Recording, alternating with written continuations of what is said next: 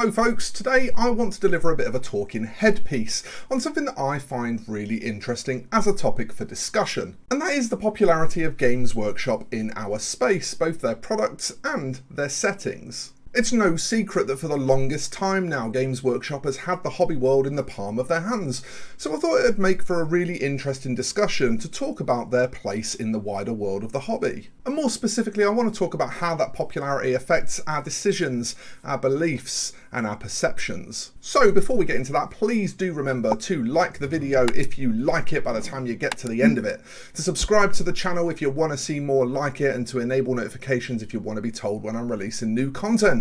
Also, don't forget that you can support the channel further if you do so wish by checking out all of the links in the description of this very video. Now then, the chances are this is going to be a fairly lengthy chat, so in order to not bore you to death while we talk about these things by just staring at my face endlessly, I'm going to scroll through the website of one of my favourite miniature games and show you some beautiful models to look at while we talk. As many of you will likely know, GW was founded in 1975 and originally made wooden board game boards. It wasn't until becoming a reseller for Dungeons & Dragons products that they would start to edge more and more into what we affectionately recognise as the nerd sphere. However, the early days of hobby-centric GW probably wouldn't even be recognisable to modern fans of the brand. They regularly published rules for other systems in White Dwarf, as well as advertising miniatures for other companies.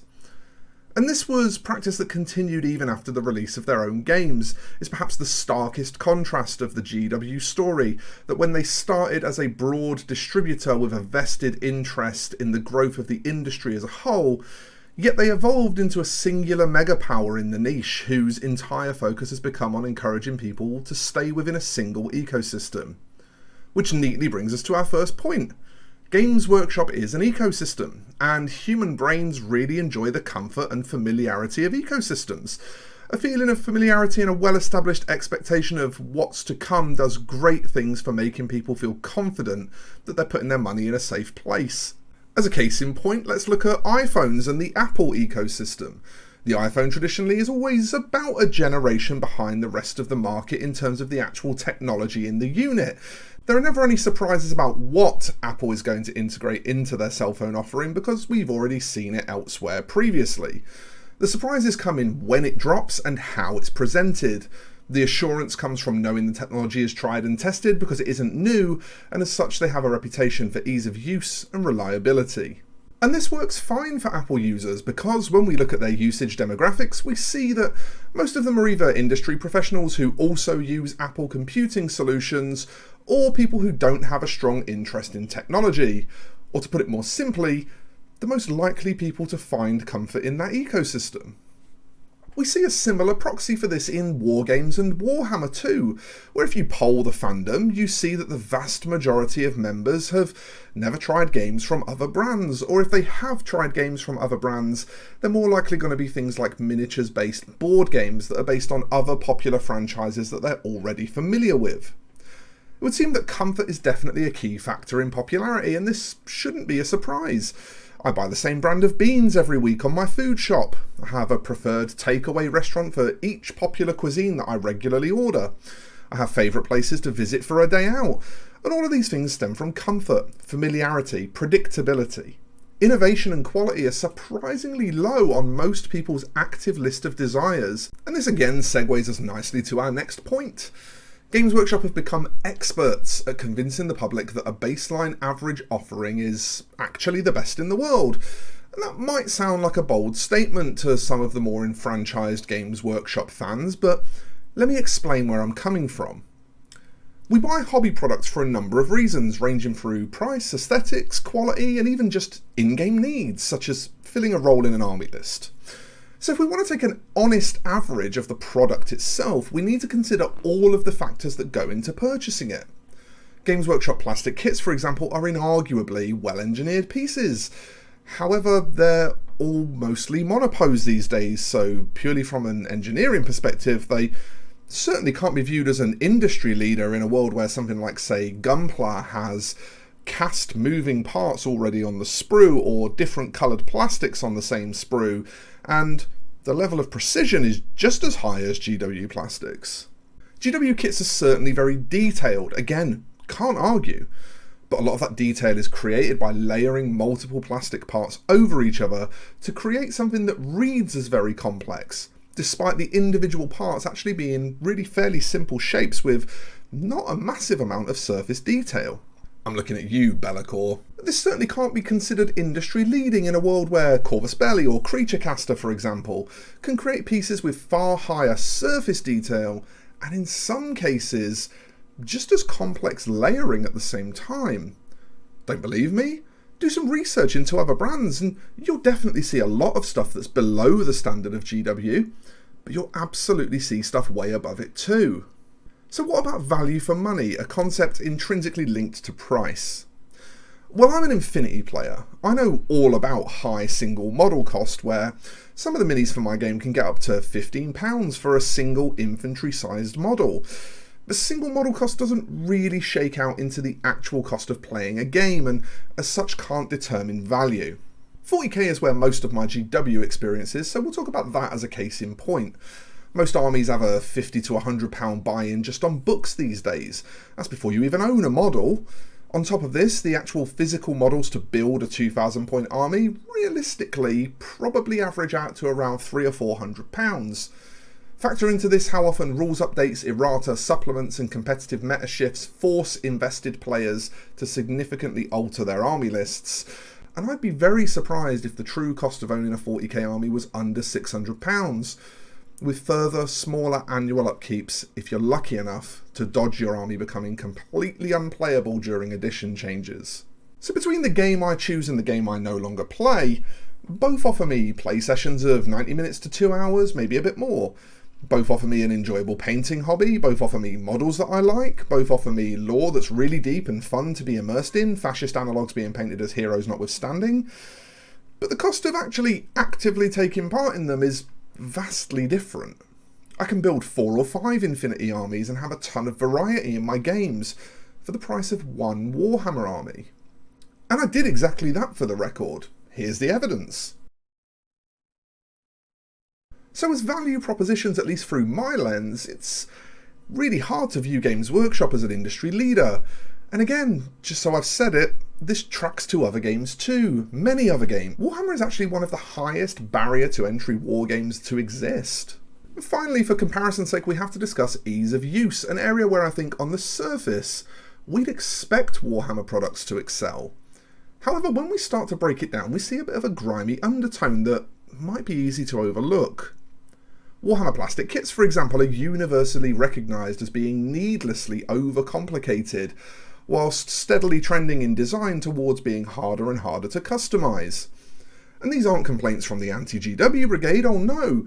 Its reputation comes from the enfranchised fanbase itself. It's the very people who laud the beauty of GW kits, who at the same time wax lyrical about how disappointing it is that they have so many fiddly, unnecessary connecting parts, and of their distaste towards monopose sculpting.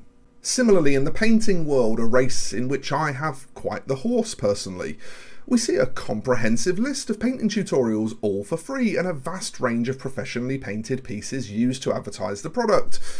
But again, there's an undercurrent that's quite easy to overlook.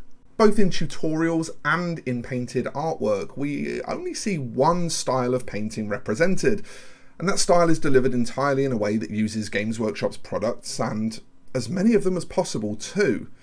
There's regularly painting tutorials these days that use 25 plus paints and 3 or 4 different brushes. I paint for a living and I can't remember the last time I used more than 10 or 15 paints for a model, and 3 brushes is pretty much a maximum for me, not an average. Of course, all of this is absolutely fine and grand if you like that style, like those products and like those results. I'm certainly not here to yuck anyone's yum. But at the same time, this homogeneous approach can also strip identity from the work of many painters who wish to express themselves through their miniatures. And so we have to draw attention to it as a potential issue. And of course, if you question any painter out there who has a distinctly different visual identity to their work, and believe me, I've questioned more than a few, we find almost universally that they're using non-GW paints, brushes, or methodology to achieve their results. There's definitely a concession to be made here too, that the Warhammer Plus masterclasses are starting to introduce some of the more super secret, saucy, heavy metal techniques to the broader audience, but they're certainly put over in a pretty advanced way, and you do also have to pay for the privilege with that sweet, sweet Warhammer Plus subscription service. So again, on ease of use, it's very hard to view GW as bad by any stretch, but also pretty difficult to view them as anything more than average. So why do hobbyists so fervently support and indeed adore all of this averageness? Well, that brings us to our next point of analysis: lifestyle. If we can take any metric by which you would judge excellence and find GW to be average, there must be a reason that people want that average. The averageness itself can't be the reason for the popularity, that just makes no sense. So we have to discuss the Warhammer lifestyle. Earlier I made a comparison between Games Workshop and Apple, and that was a very deliberate point to make because both are very much what would be described as lifestyle brands. Brands where there is an ecosystem in which one can live comfortably, and that ecosystem is designed to fully cater to the needs of its members so that in every way they engage with it, they can proudly display the brand logo and demonstrate their membership to the tribe. But it's how that lifestyle brand creates a tribe that is perhaps the most interesting phenomenon. It's undeniable that the sense of belonging that one gets from seeing other people share your passions and interests is like a drug. That addictive serotonin spike every time someone confirms your beliefs on what is fun, engaging, and exciting. I get exactly this feeling whenever I meet another Infinity player, so I am fully aware of its value. But there's certainly a moral question there as to whether we should blindly accept corporations weaponizing that feeling as a vehicle upon which to transport our money into their bank accounts. Where the GW lifestyle is so ingenious is that it puts most people in a position where the transfer of money is never part of the conversation. Prices aren't typically discussed anywhere by the company itself except at the point of sale. Indeed, by the time you're aware of a release and you've already made up your mind as to whether or not you want it, it's pretty likely that you've not even considered the financial cost. You probably have a hobby budget, and you just assume that that latest box or book is going to be part of it. This is great for growing a lifestyle brand because it creates a predetermined commitment from members of that tribe. You've already agreed to pony up a portion of your cash every single month before you even know what you're buying. Sometimes before you even know that what you're buying exists. This means you get all of that beautiful serotonin from having this big all-encompassing fun box to live in with all your similarly enthusiastic friends. But you never need to tackle the boring and sometimes scary adult element of responsibility. The interesting thing is that the other half of that equation, the involvement, the community, the sense of belonging, none of that is actually decided by Games Workshop, but that is made by us, the fans. We decide to get on social media or out to clubs and evangelise our favourite games to others who we think may be interested. It's our hard work and advocacy that grows the community, and as such, the company around which the community is based. This is particularly an important point for discussion right now, where GW's popularity has been, albeit in a fairly minor way, threatened by several recent PR blunders, causing large groups of the louder, more online, more talkative player base to move away and start to look elsewhere. People like, well, me.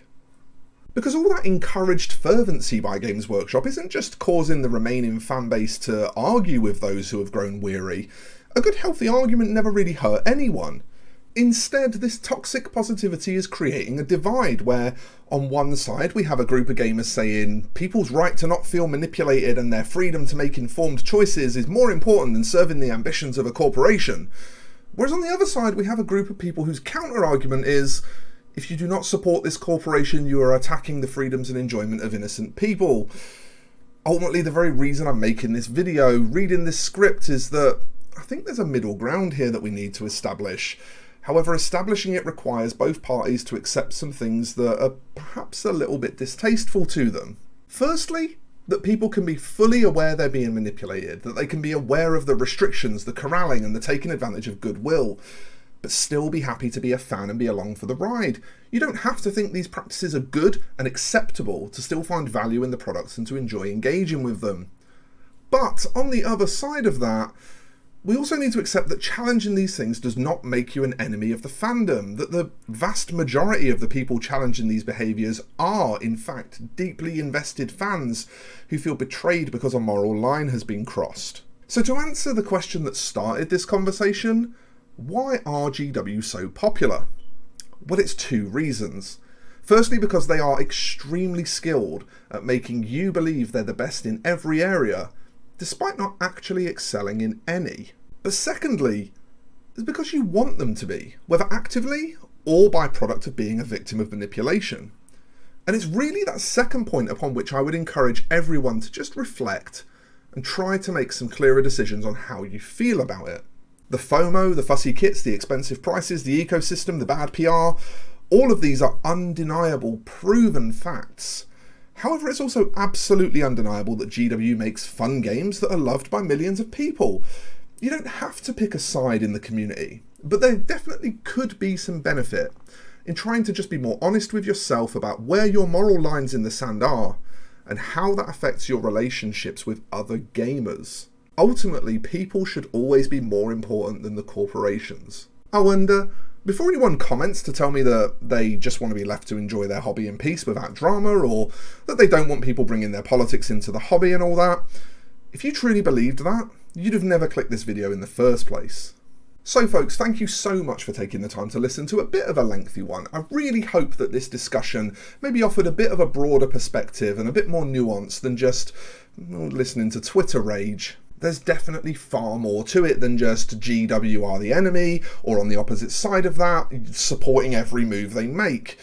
There's definitely some middle ground that we need to cover. Hopefully by discussing it and figuring it out, we can create a happier hobby space for everyone, regardless of what their favourite games are. So folks, I'd like to, in the most genuine way ever, wish you all happy hobbying, and thank you for watching this video. I will see you in the next one folks, so bye bye for now.